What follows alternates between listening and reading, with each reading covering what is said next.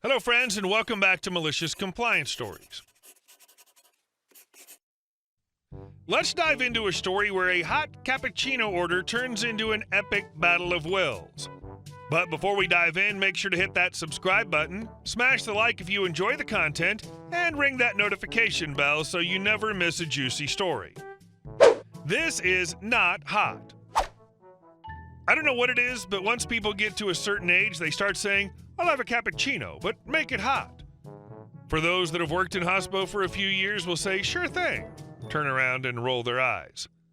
Now, a cappuccino is quite heavily foam, which will hold heat down, but will not be hot itself. This means that the small amount of liquid that's there will cool down quickly because of the cup's conductivity, so generally we make and run this drink last with no delay once it hits the saucer.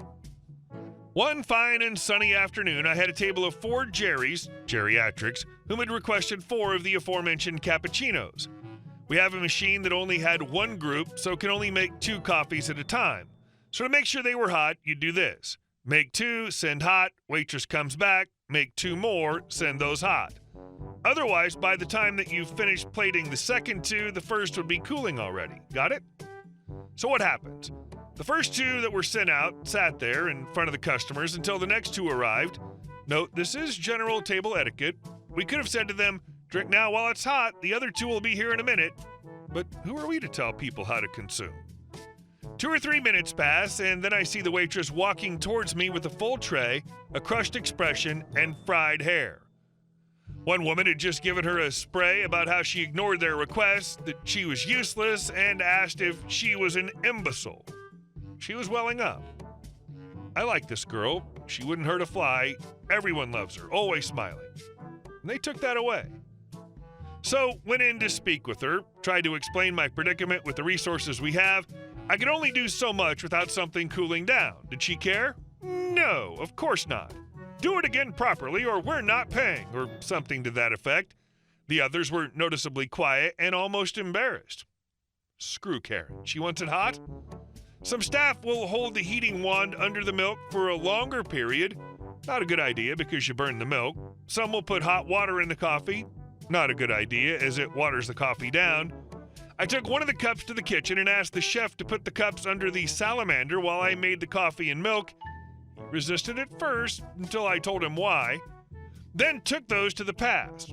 I let the cup cool a bit so it wouldn't crack from the temperature difference, gave the waitress a tray and a camas cloth, told her not to touch the cup, but that one is for Karen.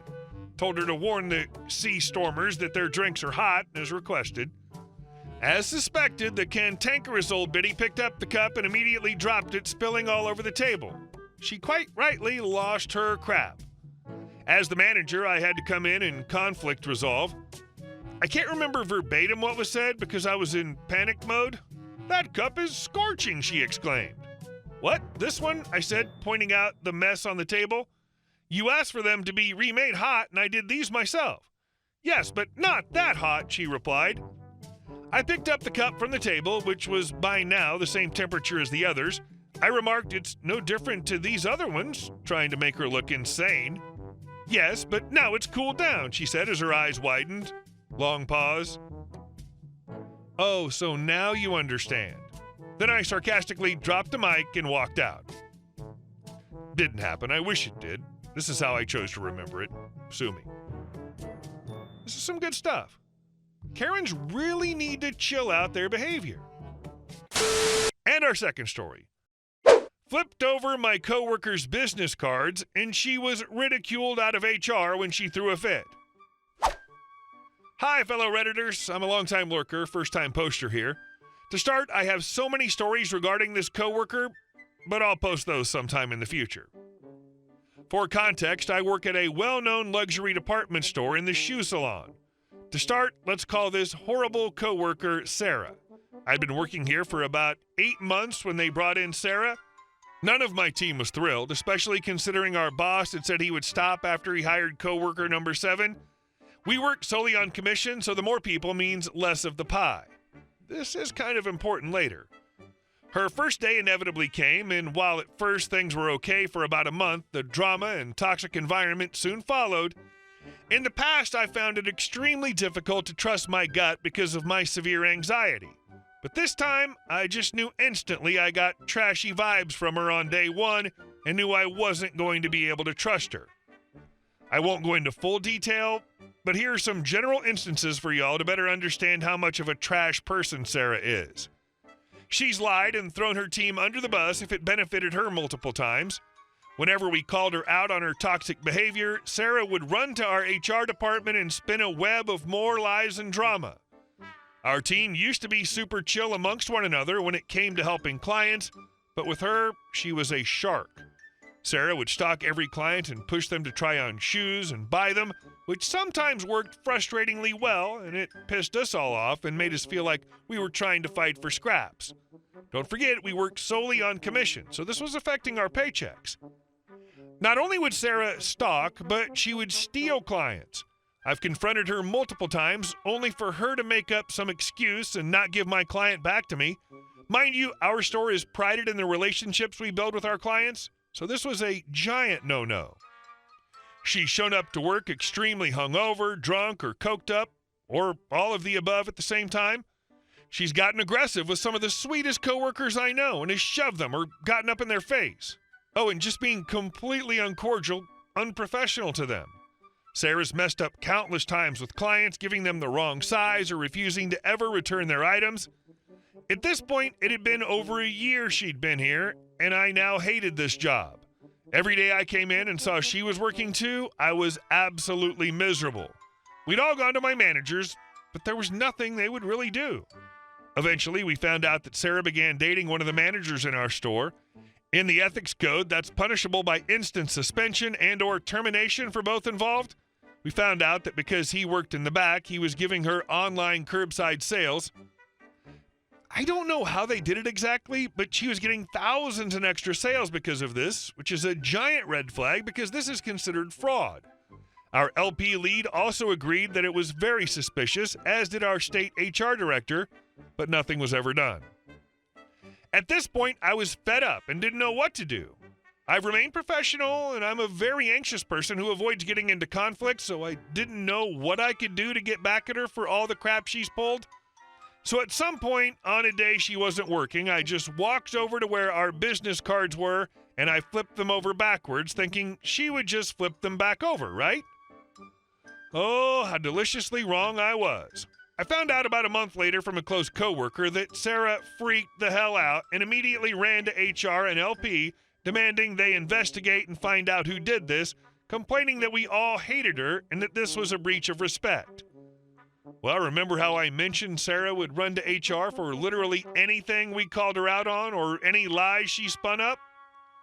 Let's just say she was not welcomed with open arms on this. HR just sat there like, really? This is what you're here for? Grow up and flip them back around. And LP was like, Lord Almighty, give me strength. Are you serious right now? To which they actually entertained it and asked two of my coworkers if they did it, which they responded no. The managers then berated her for this and wasting their time.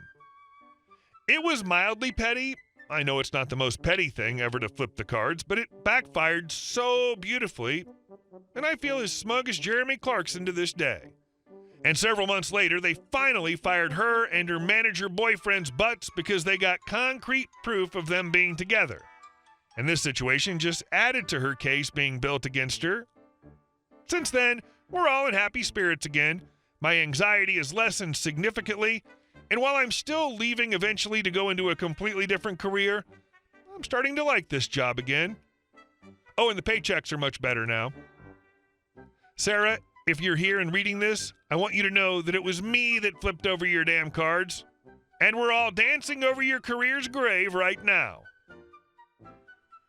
HR is the human element of a company. They represent the company only, not the staff. Yes, they're helpful to employees at times, but this is all to protect the company and its interests. And our last story. I called the cops on my neighbor to stop working his food truck from our driveway. My neighbor started a food truck business last summer, and at first it didn't bother me at all. He'd take the truck all over the city, and while I never tried the food myself, I figured it was his business, literally, and none of mine. But recently, things have taken a turn for the worse. For some reason, he started running his food truck right out of his driveway. We live on a narrow, cramped road where street parking is already a bit of a nightmare. With cars parked on both sides, traffic often has to stop and wait for vehicles from the opposite direction to pass. Add a food truck into the mix, and it's chaos. The noise is unbearable. When he fires up the truck and its generator, the sound is so loud I can hear it from inside my living room. And it's not just the noise. The food truck is creating a traffic nightmare. Cars are parking all over the place, including in front of my driveway and other neighbors' driveways. The worst part? He's out there until late at night, and people just don't care if they're blocking someone's way as long as they're getting their food.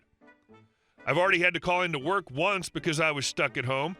I worked the graveyard shift, and one night I couldn't leave because some random cars were parked right in front of my driveway.